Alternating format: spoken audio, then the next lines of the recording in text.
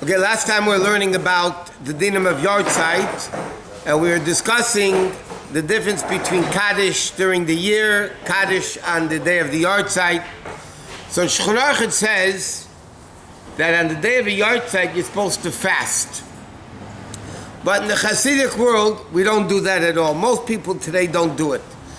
On the contrary, in Shulchan says you're supposed to fast and look into your deeds because, you're doing it for the... In the Hasidic world, not only they don't fast, they give mashke, they say l'chaim, they make brachas, And most people today don't fast on the Yahrzeit because it became a happier time. Like we said, it's called Elul, it's called the wedding of a tzaddik because they elevate to a higher level. Now, what happens, which is this year a scenario, somebody passed away during a regular Adar. He passed away when Adar was only one, like my father passed away, the 3rd of Adar. So now what do you do when there's a leap year? There's a whole argument in halacha, is the first Adar the main one or is the second Adar the main one? The same thing, it's interesting, we know Moshe Rabbeinu's Yahrzeit is Zayin Adar. The question is, which one do you keep? So it's very interesting. The Rebbe proves from the Gemara that Moshe Rabbeinu died in the leap year. Anyway, our meaning is we count Adar Rishon for Moshe Rabbeinu's Yahrzeit, Zayin Adar. But it says in halacha like this: what happens if somebody has a Yahrzeit that was in a regular Adar, now is a leap year? So it says the primary Yahrzeit is the first month. You try to do both. You don't push away other Avelim, but the primary Yahrzeit is the first month, but you do it both months if possible, to say Kaddish or whatever needs to be done. Now, a more interesting scenario is like this. Cheshvan and Kislev, we know most months are either 29 days or 30 days. The Hebrew calendar, right? Either 29 days or 30 days. There's 2 months that change. Cheshvan and Kislev. Sometimes Cheshvan is 30 days, sometimes Cheshvan is 29 days, sometimes Kislev is 29 days, sometimes Kislev is 30 days. Okay? If you look at it like a little Chabad, it depends how many days of the year you have. But it's already, already before in which years it's like that. So what happens if somebody passed away, the second day, Cheshvan has, let's say that year had 30 days. So Thursday was Rosh Chodesh, the first day, the 30th day was Rosh Chodesh, and the next day is Rosh Chodesh.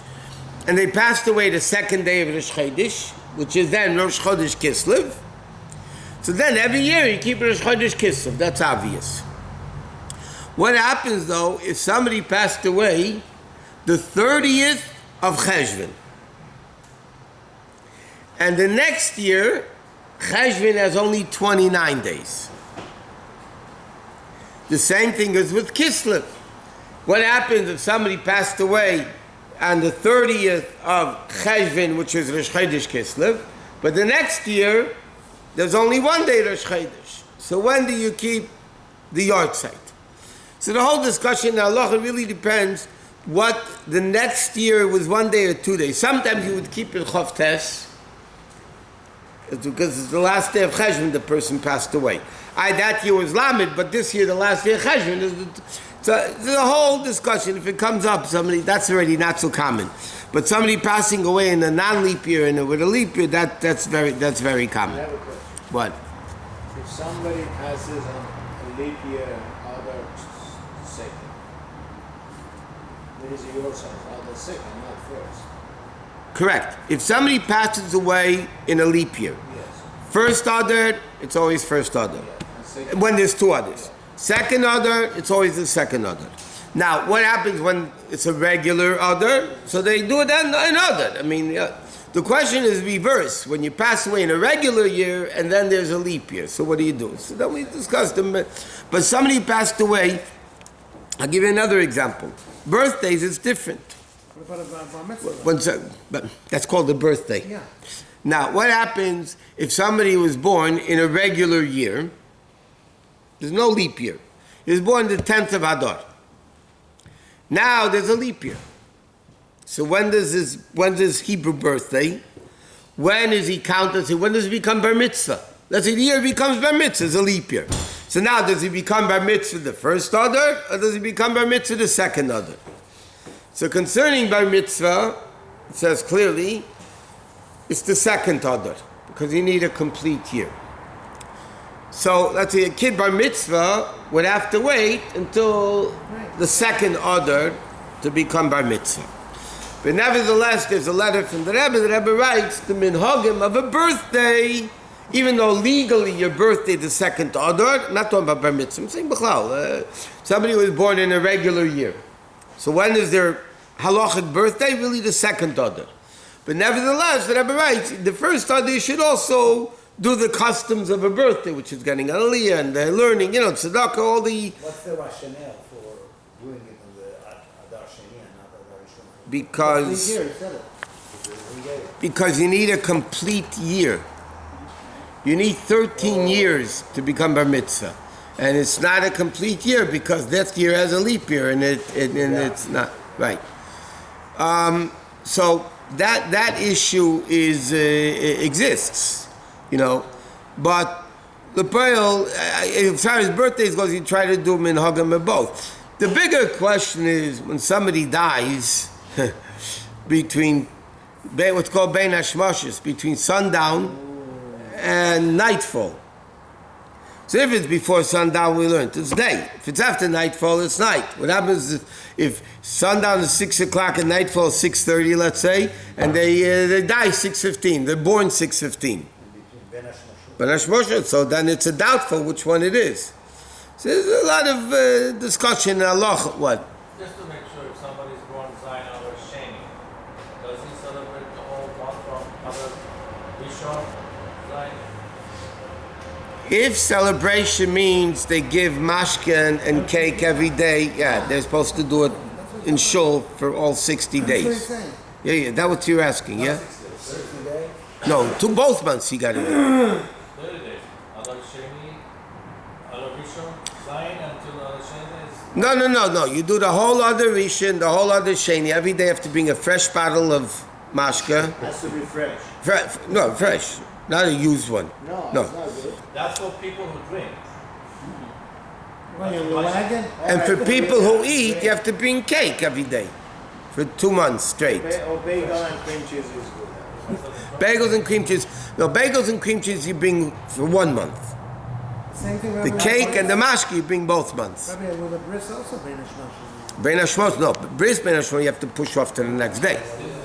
Because you can't do it early. Okay. Even if you hold a Sabbath. Now, some... I still didn't get it. What? I still didn't get it. He didn't get I the explain it to you later. He's has the same problem. I know you're born the same day. Yeah. No. I don't hear. Yeah, but that's not good that both you bring the same day. Yeah. So one of you brings for the whole first Adar, one of you brings for the whole second Adar. That was the day of my bris. We don't have to suffer the shul because you guys have the same birthday. Moshe, that was the day of my bris. That's your problem, not our problem. Zion had also. Right? Zion. Okay. So when you celebrate, not as far as bringing stuff, you do other out, the other one will do other base. The whole month. Now, okay. Now, on the day of a Yahrzeit,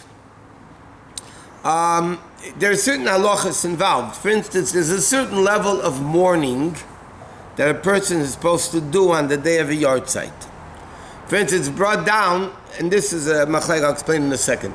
It's brought down that on the day of a Yahrzeit, you don't go to weddings, but there are poskim in halacha that say it's only the first Yahrzeit.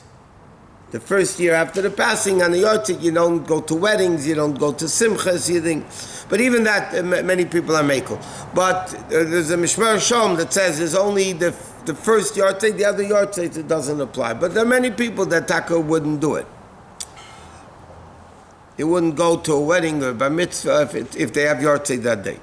We don't do that, right? No, we don't. We do? We're lenient in all this morbid depressing stuff. I'll give you an example. Again, by us we make l'chaim. We don't fast, right? Like it says in Shulchan Aruch. Another thing is in the Chassidish world, in the Polish Hungarian Chassidim, any day there's a Yahrzeit of a tzaddik, they don't say tachnun. They don't say tachnun the day of a Yahrzeit of a tzaddik. And I saw already they have calendars that every day of the year is another Yahrzeit. You like this one? Every day of the year is another Yahrzeit of a tzaddik. Dig up tzaddikim. Nobody ever knew they were tzaddikim until after. Okay, but okay. So they don't say tachnun on the day of a Yahrzeit. But the Rebbe writes, based on what the Friedrich Rebbe writes, that there's no better day to say tachnun than a day of a Yahrzeit. So Chabad, the custom is we do say tachnun on the day of a Yahrzeit. Full tachnun, whatever. Now, what happens if somebody, this happened a lot during the Holocaust, somebody passed away during the Holocaust, and they don't know which day they died. People don't know. So what some people, or with their, I'll give you the other cases. There's cases that initially they didn't know, and later they found out. I'll give you an example. Even the Rebbe's father's Yahrzeit of Chof Av, they didn't know lechatchila that it was. They found out later it was the 20th of Av. But right away it was like the next year they already found out. No, in Russia and Siberia, but it was also sent by the communists. But so it's interesting what a lot of people did after the war because they didn't know when are they. What does halachos say? You don't know the day of a Yahrzeit, you pick a day of the year. You pick a day of the year, and that's the day you keep for a Yahrzeit. You light the candle, all the customs of a Yahrzeit. So a lot of people, I know we had a few people in the show, they had Yahrzeit Yom Kippur. Why did I pick it? Because they knew Yom Kippur, they'll always be in show. The other day, they didn't know what's going to be. Yom Kippur, they knew they were going to be in show. So we had 2 Holocaust survivors in the show, no, 3, that kept the Yahrzeit on Yom Kippur because they knew Yom Kippur, they'll always be in shul, and that's why they used to say Kaddish in Yom Kippur or whatever. So it's, Now, what's the customs of the Yahrzeit? The custom of the Yahrzeit is, number one, you light a candle for the neshama. It's also customary to learn Mishnayos, if they're able to, the chapters of the name. Like if the name's Avram, they will learn the Mishnayos, the parak that begins with Aleph and Beis and Reish and Hey and Mem. If it would be Yaakov, it would be Yud, Ayin, Kuv, Beis. If they have 2 names, you learn, the parakim for all the names. Then the custom is also you give extra tzedakah. If possible, it says in halacha you should visit the grave of the person that passed away. And if it's Shabbos, let's say they passed away, the Yahrzeit is Shabbos, so you go either Friday or Sunday. What? Specific day that you have to go visit the grave. And the Yahrzeit is the appropriate day. People go shleishim, people go, no, whenever they want. According to Kabbalah, you visit graves the Erev Rosh Chodesh and the 15th. It says that in Kabbalah. In fact, in the earlier years, the Rebbe went to the oil twice a month at least. Erev Rosh Chodesh and the 15th. Later, he went many more times. That's instead of the... That's in Kabbalah. No, that's separate. No, the Yahrzeit you go anyway. Other day, certain days, shleishim people go. Whatever. It's they do it in a way that they. The first year, people don't go. First year, it's a lot of poskim right. You're not allowed to go, but halachically you could go if you stand 6 feet away from the grave. The first year, and you don't ask for personal requests. You just say Tillim and that's it. But you don't ask anything, and you stay 6 feet away from the grave. Is that for everyone or for the family? For the family. Other people could go visit? Yeah. It's just family. And primarily children, by the way. Why you have to be 6 feet away? Because officially you're not supposed to visit the grave. So if you're 6 feet away, it's fine.